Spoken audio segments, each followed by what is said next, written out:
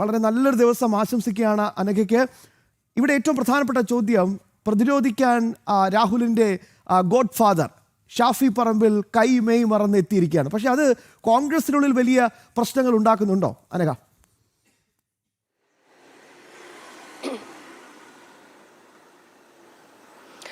Shyam, good morning. തീർച്ചയായും ഈ രാഹുലിനെ എല്ലാ ഘട്ടത്തിലും ഈ ലൈംഗിക ആരോപണ പരാതി ഉയർന്ന ആദ്യഘട്ടം മുതൽ തന്നെ ഈ നിമിഷം വരെ, അതായത് ഇപ്പോൾ ഏറ്റവും ഒടുവിൽ രാഹുൽ തന്നെ സമ്മതിച്ചിരിക്കുകയാണ്. തന്റെ ജാമ്യാപേക്ഷയിൽ രാഹുൽ കൃത്യമായി പറയുന്നുണ്ട്, തനിക്ക് ആ യുവതി അറിയാം, കൃത്യമായി പരിചയമുണ്ട്, ഭ്രൂണഹത്യക്ക് താൻ ശ്രമിച്ചിട്ടുണ്ട്, അല്ലെങ്കിൽ ആ കാര്യങ്ങളൊക്കെ തന്നെ തന്റെ ജാമ്യാപേക്ഷയിൽ രാഹുൽ തുറന്ന് സമ്മതിക്കുന്നുണ്ട്. ഈ ഘട്ടത്തിൽ പോലും ഇന്നലെ നമ്മൾ പ്രതികരണമെടുത്ത സമയത്ത് ഷാഫി പറമ്പിൽ ഈ രാഹുലിനെ എല്ലാ രീതിയിലും പിന്തുണയ്ക്കാൻ അല്ലെങ്കിൽ സപ്പോർട്ട് ചെയ്യാനുള്ള തരത്തിലുള്ള മറുപടിയായിരുന്നു നൽകിയിരുന്നത്. 4 വരികളിലാണ് അദ്ദേഹം ഇന്നലെ മറുപടി പറഞ്ഞിരുന്നത്. അതായത് രാഹുൽ കേസുമായി പോയിട്ടുണ്ട്, കേസുമായി മുന്നോട്ട് പോകട്ടെ, അത്ര മാത്രമേ തനിക്ക് പറയാനുള്ളൂ എന്നാണ് ഷാഫി പറമ്പിൽ, KPCC വർക്കിംഗ് പ്രസിഡന്റും അതുപോലെ തന്നെ MP ഒക്കെ ആയ ഷാഫി പറമ്പിൽ ഇന്നലെ നൽകിയ മറുപടിയാണ്. ഈ വരികളിൽ അദ്ദേഹത്തിന്റെ തീരുമാനം ഒതുക്കുക മാത്രമാണ് ചെയ്തിരിക്കുന്നത്. അതായത് എല്ലാ ഘട്ടത്തിലും രാഹുലിനെ പിന്തുണയ്ക്കാൻ തന്നെയാണ് ഷാഫി പറമ്പിൽ തയ്യാറായിരിക്കുന്നത് എന്നുള്ളതാണ്. നമുക്കറിയാം, കോൺഗ്രസിനെ സംബന്ധിച്ച് ഈ ഷാഫി പറമ്പിൽ രാഹുലിന്റെ ഗോഡ് ഫാദർ, അല്ലെങ്കിൽ ഈ രണ്ട് പേരും കോൺഗ്രസിലെ ഒരു നല്ല കൂട്ടുകെട്ട് എന്നൊക്കെ പറഞ്ഞുകൊണ്ട് കോൺഗ്രസ് എല്ലാ കാലത്തും മുന്നോട്ട് വെച്ച 2 പേരാണ് ഷാഫി പറമ്പിലും രാഹുലും ഒക്കെ തന്നെ. ഇവർ അങ്ങനെയുള്ള ഒരാളാണ്. ഈ രാഹുൽ ചെയ്തിരിക്കുന്നത് ഒരു യുവതിയോടും ഒരു ഘട്ടത്തിൽ പോലും ചെയ്യാൻ പാടില്ലാത്ത അത്ര വലിയ ക്രൂരതയാണ് രാഹുൽ ചെയ്തിരിക്കുന്നത്. എന്നിട്ട് പോലും ഈ ഷാഫി പറമ്പിൽ ഒരു ഘട്ടത്തിൽ പോലും രാഹുലിനെ തള്ളിപ്പറയാൻ തയ്യാറാകുന്നില്ല എന്നുള്ളതാണ്. ഇന്നലെയും അത് തന്നെ ആവർത്തിക്കുകയാണ് ഉണ്ടായിരിക്കുന്നത്. ഈ ഷാഫി പറമ്പിലിന്റെ ഈ നിലപാടിനെതിരെ കോൺഗ്രസിനകത്ത് വലിയ രീതിയിലുള്ള വിമർശനം ഉയരുന്നുണ്ട് എന്നുള്ളതാണ് ഏറ്റവും ഒടുവിൽ പുറത്തു വരുന്നത്. ഇതുമായി ബന്ധപ്പെട്ട് ഈ രാഹുലിന്റെ ഈ വിഷയത്തിൽ ഈ ഷാഫിയുടെ നിലപാടിനെതിരെ ഈ ഹൈക്കമാൻഡിനടക്കം കോൺഗ്രസിലെ ചില നേതാക്കൾ ഇത്തരത്തിൽ രാഹുലിനെതിരെ കൃത്യമായി തന്നെ സമൂഹത്തിന് മുന്നിലേക്ക് ഈ കാര്യങ്ങൾ വെളിപ്പെടുത്തണം, അല്ലെങ്കിൽ ഏതെങ്കിലും ഘട്ടത്തിൽ ഈ രാഹുലിനെ തള്ളിപ്പറയണം എന്നതടക്കമുള്ള കാര്യങ്ങൾ കോൺഗ്രസിനകത്ത് നിന്ന് തന്നെ ഉള്ള നേതാക്കൾ പറയുന്നുണ്ട്. കാരണം തദ്ദേശ തെരഞ്ഞെടുപ്പിന് പടിവാതിക്കൽ എത്തി നിൽക്കുന്ന ഒരു സമയമാണ്. ഈ ഘട്ടത്തിൽ ഈ വിഷയത്തിൽ ഇങ്ങനെ ഒരു നിലപാടുമായി മുന്നോട്ട് പോയാൽ അത് പാർട്ടിക്ക്, കോൺഗ്രസിന് വലിയ തിരിച്ചടിയാകുമെന്നൊക്കെ തന്നെ കോൺഗ്രസിലെ ഒരു വിഭാഗം പറയുന്നുണ്ട്. പക്ഷേ അപ്പോൾ പോലും കോൺഗ്രസിനകത്ത് ഇന്നലെ രാജ്മോഹൻ ഉണ്ണിത്താൻ മാത്രമാണ് ഈ വിഷയത്തിൽ കൃത്യമായ ഒരു നിലപാടെടുത്തുകൊണ്ട് പൊതുസമൂഹത്തിന് മുന്നിലേക്ക് വന്നത്. മറ്റൊരു നേതാക്കൾ പോലും ഈ രാഹുലിനെ തള്ളിപ്പറയാനോ കൃത്യമായി ചെയ്തത് ഒരു സ്ത്രീയോടും ചെയ്യാൻ പാടില്ലാത്ത കാര്യമാണ് എന്ന് പറയാനോ പോലുള്ള ഒരു ആർജവം കാണിച്ചുകൊണ്ട് കോൺഗ്രസിലെ ഒരു നേതാക്കൾ പോലും രംഗത്ത് വന്നിട്ടില്ല എന്നുള്ളതാണ്. എന്തായാലും കൃത്യമായി തന്നെ ഈ വിഷയത്തിൽ കോൺഗ്രസിനകത്ത് വലിയ രീതിയിലുള്ള ഈ 2 വിഭാഗം ഉണ്ടാകുന്നുണ്ട് എന്നുള്ളതാണ്. അവർ തമ്മിൽ വലിയ അമർഷം ഉണ്ടാകുന്നുണ്ട്. രാഹുലിനെ പിന്തുണച്ച് രംഗത്ത് വരുന്നവർക്കെതിരെ കോൺഗ്രസിനകത്ത് നിന്ന് തന്നെ വലിയ പടയൊരുക്കം ഉണ്ടാകുന്നുണ്ട് എന്നുള്ളതാണ്. എന്തായാലും തദ്ദേശ തെരഞ്ഞെടുപ്പ് അടുത്തിരിക്കെ കോൺഗ്രസിന് വലിയ തലവേദന ആവുകയാണ്. മറ്റൊന്ന്, ഷാഫി പറമ്പിൽ ഇന്നലെയും, അതായത് ഈ ലൈംഗിക ആരോപണ പരാതി രാഹുലിനെതിരെ ഉയർന്ന ഘട്ടത്തിലൊക്കെ തന്നെ ഈ ഷാഫി പറമ്പിൽ സ്വീകരിച്ചിരുന്ന നിലപാട് ഇത് തന്നെയായിരുന്നു. കൃത്യമായി തന്റെ നിലപാട്, അല്ലെങ്കിൽ ഇദ്ദേഹം രാഹുലിനെ തള്ളിപ്പറയാനോ ചെയ്തത് തെറ്റായിപ്പോയി, ആ രീതിയിലുള്ള ഒരു മറുപടിയും ഷാഫി പറമ്പിലിന്റെ ഭാഗത്ത് നിന്ന് ഉണ്ടായിട്ടില്ല എന്നുള്ളതാണ്. ഇന്നലെ കൃത്യമായി തന്നെ ഈ കാര്യങ്ങളൊക്കെ ഡിജിറ്റൽ തെളിവുകൾ പുറത്തു വന്നു. ഈ രാഹുൽ കുറ്റക്കാരനാണ്, അല്ലെങ്കിൽ രാഹുലിനെതിരെയുള്ള കൃത്യമായ തെളിവുകളൊക്കെ തന്നെ ഇന്നലെ പുറത്തു വന്നതാണ്. അതുവരെ കോൺഗ്രസ് ചോദിച്ചിരുന്നത് തെളിവ് എവിടെ എന്നായിരുന്നു. പക്ഷെ ഇന്നലെ അതൊക്കെ തന്നെ പുറത്തു വന്ന സാഹചര്യമായിരുന്നു. എന്നിട്ട് പോലും ഷാഫി പറമ്പിൽ പറഞ്ഞത് ഇത് ഈ രാഹുൽ നിയമപരമായി നേരിടും, നിയമപരമായി മുന്നോട്ട് പോകട്ടെ എന്ന് മാത്രമാണ് ഈ ഷാഫി പറമ്പിലിനെ പോലൊരാൾ പറഞ്ഞിരിക്കുന്നത് എന്നുള്ളതാണ്. അതിനെതിരെയാണ് കോൺഗ്രസിനെതിരെ ഇപ്പോൾ വലിയ രീതിയിലുള്ള പടയൊരുക്കം ഉണ്ടാകുന്നത്. ശ്യാം, യെസ്, അത് തന്നെയാണ് ഏറ്റവും പ്രധാനപ്പെട്ട കാര്യം. പക്ഷേ ഈ ഘടകകക്ഷികളുടെ ഒരു സാഹചര്യം എന്താണ് അനഘ? അതുകൂടി ഒന്ന് വിലയിരുത്തണമല്ലോ. പ്രത്യേകിച്ച് കോൺഗ്രസ്സിൽ ആര് പുതുതായി ചേർന്നാലും നേരെ പാണക്കാട്ട് കൊണ്ടുപോയി കാലു പിടിപ്പിച്ചിട്ടാണ് അവർ KPCC ആസ്ഥാനത്തേക്ക് പോലും കയറ്റത്തുള്ളൂ. അപ്പോൾ ലീഗിൻ്റെ ഈ വിഷയത്തിലൊരു പ്രതികരണം ഏതെങ്കിലും രീതിയിൽ വന്നിട്ടുണ്ടോ? ലീഗ് തന്ത്രപരമായൊരു മൗനം തുടരുകയാണോ? എന്താണ് അവിടുന്ന് ലഭിക്കുന്ന ഒരു വിശദാംശങ്ങൾ?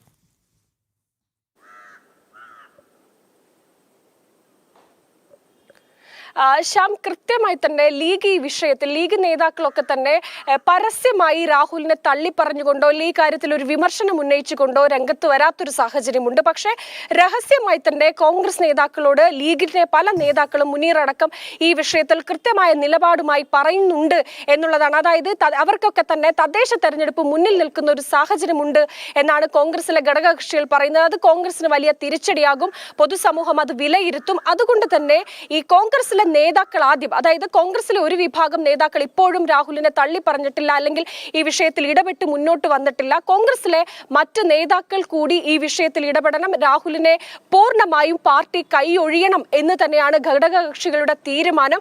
മുസ്ലിം ലീഗിലെ പല നേതാക്കളും അത് രഹസ്യമായി തന്നെ കോൺഗ്രസിലെ നേതൃത്വത്തോട് പറയുന്ന സാഹചര്യമുണ്ട്. പക്ഷെ അങ്ങനെ പറയുമ്പോൾ പോലും ലീഗിലെ മറ്റ് നേതാക്കൾ ആരും തന്നെ ഈ വിഷയവുമായി ബന്ധപ്പെട്ട് PMS സലാം ഉണ്ട്, ലീഗ് നേതാവ്, പക്ഷെ ഇവരാരും തന്നെ ഈ വിഷയവുമായി ബന്ധപ്പെട്ട് പരസ്യമായി ഇത്തരത്തിൽ രാഹുലിനെ തള്ളി പറഞ്ഞുകൊണ്ട് രംഗത്ത് വരാൻ ഇതുവരെ തയ്യാറായിട്ടില്ല എന്നുള്ളതാണ് ശ്യാം. യെസ്, ശാലിനി കൂടി ചേരുന്നുണ്ട് പ്രിയപ്പെട്ട പ്രേക്ഷകരെ. കാരണം ഞാൻ നേരത്തെ സൂചിപ്പിച്ചതുപോലെ ഇന്നലെ രാഹുൽ തലസ്ഥാനത്തെത്തി ഒരു ഒപ്പുമിട്ട് കാണാമറയത്തേക്ക് മറഞ്ഞോ എന്നൊരു ചോദ്യം വളരെ പ്രധാനമായി വരുന്നുണ്ട്. ശാലിനി, ഇപ്പോഴും ചോദ്യം ഇതാണ്. Very good morning. ഒപ്പം നല്ലൊരു ദിവസം ആശംസിക്കുകയാണ് ശാലിനിക്കും. ഇന്ന് തിരക്കിൻ്റെ ദിവസങ്ങളാണ് തിരുവനന്തപുരം ബ്യൂറോയെ സംബന്ധിച്ചിടത്തോളം. പക്ഷെ ഒറ്റ ചോദ്യമുള്ളൂ ശാലിനി, ഈ രാഹുൽ ഇന്നലെ ഇവിടെ എത്തി അങ്ങ് പോയപ്പോൾ ഈ കേരള പോലീസ് പോലീസ് എവിടെയായിരുന്നു? ഇതുവരെയും ട്രാക്ക് ചെയ്യാൻ പറ്റാത്തൊരു സാഹചര്യമാണോ നിലവിലുള്ളത്?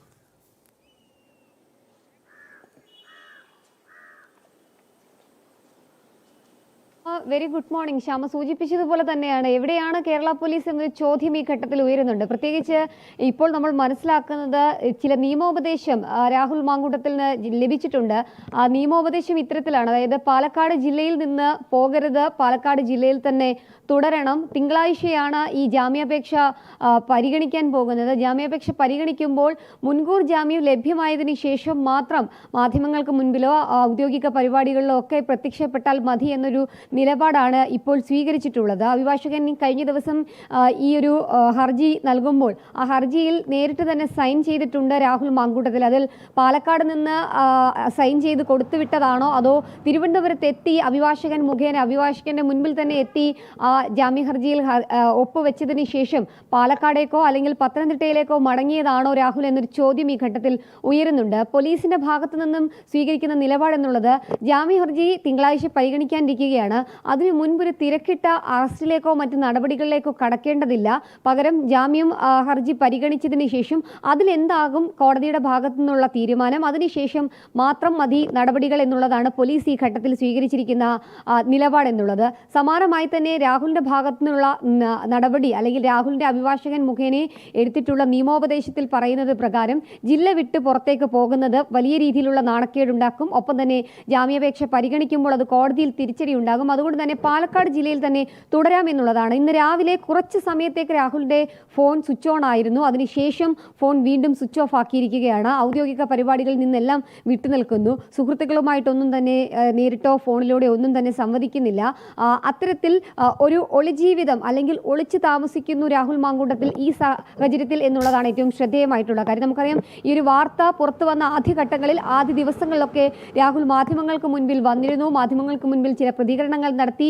സജീവമായി താൻ പാലക്കാടുണ്ട്, മണ്ഡലത്തിലുണ്ട്, MLA ഓഫീസിലുണ്ട് എന്ന് വരുത്തി തീർക്കാൻ രാഹുൽ മാങ്കൂട്ടം ശ്രമിച്ചിരുന്നുവെങ്കിൽ ഇപ്പോൾ രാഹുൽ എവിടെയാണ് എന്ന് കണ്ടെത്താൻ പോലും കഴിയുന്നില്ല. രാഹുൽ പാലക്കാട് സ്റ്റേ ചെയ്യുന്ന അപ്പാർട്ട്മെന്റിൽ മാത്രമാണ് ഔദ്യോഗിക വാഹനമുള്ളത്. ഈ ഒരു സംഭവത്തിന്റെ ഓഡിയോ സംഭാഷണങ്ങളടക്കം പുറത്തു വന്ന ആ ദിവസം തന്നെ രാഹുൽ മാങ്കൂട്ടത്തിൽ ഔദ്യോഗിക വാഹനം ഉപേക്ഷിച്ചിരുന്നു. സുഹൃത്തിന്റെ ഒരു വാഹനത്തിലാണ് പാലക്കാട് ഫ്ളാറ്റിൽ നിന്നും രാഹുൽ മാങ്കൂട്ടം മറ്റെവിടേക്കോ പോയത്. അതിനുശേഷം ഫോൺ ഇടയ്ക്ക് കുറച്ച് സമയം സ്വിച്ച് ഓൺ ആകുന്നത് ഒഴിച്ചാൽ മുഴുവനുമായും രാഹുൽ ഒളിമറയത്താണ് എന്നുള്ളതാണ് ഏറ്റവും ശ്രദ്ധേയമായിട്ടുള്ള കാര്യം. ഇന്ന് രാവിലെ അടക്കം നമ്മൾ പരിശോധിക്കുമ്പോൾ രാഹുലിന്റെ ഔദ്യോഗിക വാഹനം ഫ്ളാറ്റിന്റെ പിൻഭാഗത്തേക്ക് മാറ്റിയിട്ടിരിക്കുകയാണ്.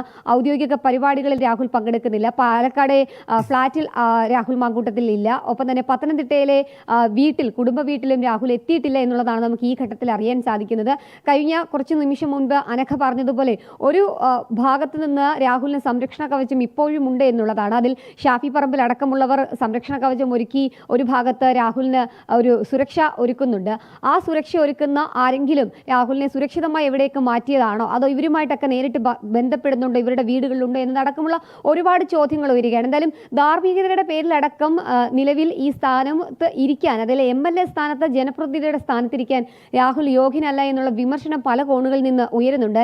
ഈ കേസിനെ CPM BJP ബന്ധം ആരോപിച്ച് നേരിടാനുള്ള ഒരു ശ്രമമാണ് കോൺഗ്രസിന്റെ ഭാഗത്തു നിന്നും, ഒപ്പം തന്നെ ഇന്നലെ ജാമ്യാപേക്ഷ നൽകിയപ്പോൾ രാഹുൽ മാങ്കൂട്ടത്തിന്റെ ഭാഗത്തു നിന്നും ഉണ്ടായത്. എന്തായാലും അതിലടക്കം രൂക്ഷമായ വിമർശനം BJPയുടെ ഭാഗത്തുനിന്ന് ഉണ്ടാവുകയും ചെയ്തിട്ടുണ്ട്. ഇന്നിപ്പോൾ രാവിലെ 10:00 BJPയുടെ സംസ്ഥാന അധ്യക്ഷൻ രാജീവ് ചന്ദ്രശേഖർ തിരുവനന്തപുരത്ത് മാധ്യമങ്ങളെ കാണുന്നുണ്ട്. ഒരുപക്ഷെ കൂടുതൽ പ്രതികരണങ്ങൾ അദ്ദേഹത്തിന്റെ ഭാഗത്തുനിന്ന് വരിക. എന്തായാലും ഒരു രാഷ്ട്രീയ വിഷയമാക്കി മാറ്റാൻ ഈ തെരഞ്ഞെടുപ്പ് ഘട്ടത്തിൽ രാഹുൽ ഒരു ഭാഗത്ത് ഈ വിഷയത്തെ ശ്രമിക്കുമ്പോഴും മറുഭാഗത്ത് അന്വേഷണം ഏത് വഴിയിലേക്ക് പോകുമെന്നുള്ളതാണ് അറിയേണ്ടത്. എന്തായാലും പ്രത്യേക അന്വേഷണ സംഘത്തെയൊക്കെ ഇന്നലെ ഈ കേസുമായി ബന്ധപ്പെട്ട് ചുമതലപ്പെടുത്തിയിരുന്നു. തിരുവനന്തപുരം സിറ്റി പോലീസ് കമ്മീഷണർ അടക്കമുള്ളവർ ആ സംഘത്തിലുണ്ട് എന്നുള്ളതാണ് നമ്മൾ മനസ്സിലാക്കുന്നത്. അദ്ദേഹത്തിന്റെ നേതൃത്വത്തിൽ ഇന്ന് തന്നെ അന്വേഷണം ആരംഭിക്കും. കൂടുതൽ തെളിവെടുപ്പുകൾ, ഒപ്പം തന്നെ മൊഴിയെടുക്കലുകൾ അടക്കമുള്ള കാര്യങ്ങൾ ഉണ്ടാകുമെന്നുള്ളതാണ് നമ്മൾ മനസ്സിലാക്കുന്നത്. ഇരയുടെ സുഹൃത്തുക്കൾ അടക്കമുള്ളവരെ ചോദ്യം ചെയ്യാനുള്ള നടപടികളിലേക്ക് പ്രത്യേക അന്വേഷണ സംഘം കടക്കുകയും ചെയ്യുകയാണ്. എന്തായാലും ഒരു ഭാഗത്ത് അന്വേഷണം നടക്കുന്നു, മറുഭാഗത്ത് രാഹുലിന്റെ ഒളിജീവിതം തുടരുകയാണ്. എന്തായാലും മുൻകൂർ ജാമ്യാപേക്ഷ പരിഗണിക്കുന്ന തിങ്കളാഴ്ചയോടുകൂടി രാഹുൽ എവിടെയുണ്ട്, എന്താണ് രാഹുലിന്റെ നിലപാട്, സ്റ്റാൻഡ് എന്നുള്ളത് നമുക്ക് വ്യക്തമാവുകയും ചെയ്യും. നമ്മൾ ചില രഹസ്യ കേന്ദ്രങ്ങളിൽ നിന്ന് അറിയുന്ന ചില വിവരങ്ങളുടെ അടിസ്ഥാനത്തിൽ രാഹുൽ എന്തോ കാര്യമായി തന്നെ പ്ലാൻ ചെയ്യുന്നുണ്ട്. അത് മാധ്യമങ്ങൾക്ക് മുൻപിൽ എത്താനും ചില രേഖകൾ പുറത്തുവിടാനുമുള്ള നീക്കങ്ങൾ നടത്തുന്നുണ്ട് എന്നുള്ള സൂചനകൾ കൂടി പുറത്തു വരികയും ചെയ്യുന്നുണ്ട്. എന്തായാലും സംരക്ഷണ കവചം ഒരുക്കാൻ ഒരു യുവ നേതാവ് അടക്കം യൂത്തിന്റെ ഒരു ഭാഗം കോൺഗ്രസിൽ നിന്ന് നിൽക്കുമ്പോൾ സീനിയർ നേതാക്കൾ ഉൾപ്പെടെയുള്ളവർ വലിയ രീതിയിലുള്ള വിമർശനം ഇതിനോടകം തന്നെ രേഖപ്പെടുത്തി കഴിഞ്ഞു. രാഹുലിനെതിരെ പാർട്ടിക്കുള്ളിൽ തന്നെ കടുത്ത വിമർശനം ഉണ്ടാകുന്നുണ്ട്. AICC അടക്കമുള്ളവർക്കും കടുത്ത വിമർശനം എത്തിയതോടൊപ്പം തന്നെ പരാതികളും എത്തുകയാണ്. എന്തായാലും ഈ കേന്ദ്ര നേതൃത്വമൊക്കെ ഇക്കാര്യത്തിൽ എന്ത് നിലപാട്, ഹൈക്കമാൻഡൊക്കെ എന്ത് നിലപാട് ഇക്കാര്യത്തിൽ സ്വീകരിക്കുമെന്നുള്ളതാണ് കണ്ടറിയേണ്ടത്. എന്തായാലും രാഹുൽ ഒളിവിലാണ്, തിരുവനന്തപുരത്താണോ, പത്തനംതിട്ടയിലാണോ, പാലക്കാടാണോ എന്നുള്ള ചോദ്യം ഇപ്പോഴും ബാക്കിയാണ്. പോലീസിന്റെ അന്വേഷണം ഒരു ഭാഗത്ത് തുടരുന്നു. അതേസമയം തന്നെ പോലീസിന് ഇതുവരെ രാഹുലിനെ ട്രേസ് ചെയ്യാനോ സാധിച്ചിട്ടില്ല എന്നുള്ളതാണ് ഏറ്റവും ശ്രദ്ധേയമായിട്ടുള്ള കാര്യവും. Thank you Shalini. ഇതിൽ ഏറ്റവും പ്രധാനപ്പെട്ട അപ്ഡേറ്റ്സ് ഇപ്പോൾ നമുക്ക് ലഭിക്കുന്നത് രാഹുൽ പാലക്കാട്ട് തന്നെ ഉണ്ട്. പാലക്കാട്ട് ഒരു രഹസ്യ കേന്ദ്രത്തിൽ രാഹുൽ ഉണ്ട് എന്നാണ് ഏറ്റവും ഒടുവിൽ ലഭിക്കുന്ന അപ്ഡേറ്റ്സ്. അവിടെ ഫ്ലാറ്റിന് മുന്നിൽ MLAയുടെ ഔദ്യോഗിക വാഹനം നിർത്തിയിട്ടിട്ടുണ്ട് എന്നും റിപ്പോർട്ടുകൾ വരുന്നുണ്ട്. എന്തായാലും അഭിഭാഷകനുമായി നിരന്തരം സംസാരിച്ചു, അപ്പം പിന്നെ ഫോൺ അങ്ങ് സ്വിച്ച് ഓഫ് ചെയ്യും. ഇതാണ് ഇപ്പം സ്ഥിരം പരിപാടി.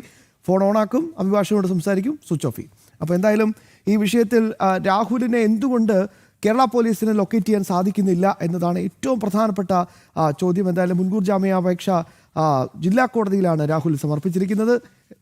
അതിൻ്റെ നടപടിക്രമങ്ങൾ എന്തൊക്കെയാണെന്ന് മനസ്സിലാക്കണം. എന്തായാലും ഒരു കാര്യം ഇപ്പോൾ സംസ്ഥാനത്ത് വിശേഷിച്ച് പോലീസ് വൃത്തങ്ങളിൽ നിന്ന് നമുക്ക് ലഭിക്കുന്നത് വല വിരിച്ചു കഴിഞ്ഞു എന്നാണ് പറയുന്നത്. വിമാനത്താവളങ്ങളും റെയിൽവേ സ്റ്റേഷനുകളിലൊക്കെ വല വിരിച്ചു കഴിഞ്ഞു എന്ന്. പക്ഷേ മാധ്യമങ്ങൾക്കടക്കം ഇപ്പോൾ ലഭിക്കുന്ന വിവരങ്ങൾ പാലക്കാട്ട് ഒരു രഹസ്യ കേന്ദ്രത്തിൽ തന്നെ രാഹുൽ ഉണ്ട് എന്നാണ്. നോക്കാം കേരള പോലീസ് എന്ത് നടപടിയെടുക്കുമെന്ന്.